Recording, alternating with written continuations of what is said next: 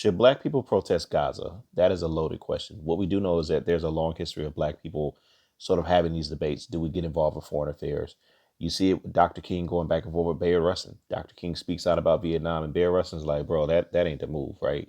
Vietnam is bad. Black people are disproportionately recruited to Vietnam, disproportionately dying in Vietnam, but these black people need something to come back to. So let's focus on that. Let's build alliances and coalitions and do that. And true enough, black men came back from Vietnam and did have nothing. They came back. Um, W.E.B. Du Bois, he wrestles with this question for World War One, and he writes this piece called "Close Ranks," and he advocates like, yeah, things are bad here, but let's go there and fight, and then somehow that'll help us when we come home, and that didn't happen, and he becomes disillusioned later.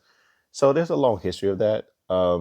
Black people are very often asked to advocate for things, and then people get what they need, and we're in the same position. And so it's not to say that we should not advocate for things, but where's the strategy, right? After that happens and you get what you need, what position am I going to be in? Am I going to get something also? That's a real question that we need to be asking. I deal with this in episode 5 of the Blackjack Podcast. Find it on Spotify, find it on YouTube, find it on Apple Podcasts, wherever you find your podcast at.